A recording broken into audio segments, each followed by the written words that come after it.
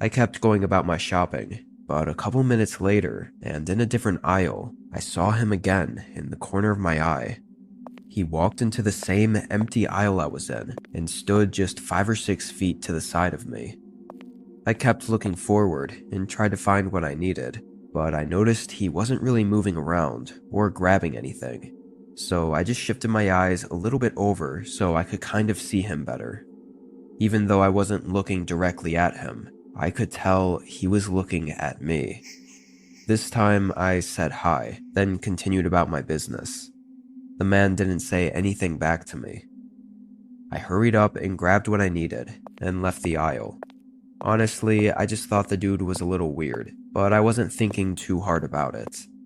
I went to the checkout counter and paid for everything, then headed back out to my car. I parked in the far back of the lot, like I usually did. I tossed everything in the trunk and got in, and when I looked up at the rest of the parking lot, there were maybe 30 or 40 other cars, but something felt off. Then I saw him again. He was standing between a couple cars, looking over in my direction. He didn't have any groceries in his hands, so I don't think he even checked out or got anything. The hell was up with this guy? Probably some creepy trucker running on 2 hours of sleep or something. I pulled out of the parking lot and started heading home. The sun was mostly down by now, so the empty dirt roads were dark and quiet. I parked out front and brought in the first couple bags of groceries.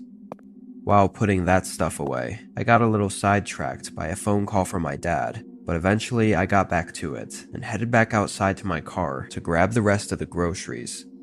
When I did, I saw something. I had to squint and let my eyes adjust to the dark for a moment, but far out and kind of off the side of the dirt road, there was a truck.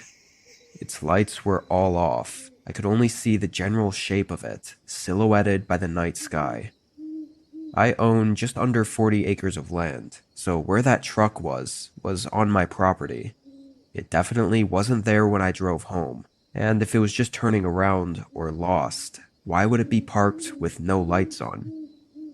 I slowly walked up to my car and got my groceries out, keeping an eye on the truck the entire time. The best possibility I could think of was that it could be just some regular driver that pulled off the highway and thought that this empty land would be a good place to sleep instead of paying for a motel. Even though it was on my property, I wasn't going to make a fuss if I didn't have to. You never know who could be in there, or what they might do.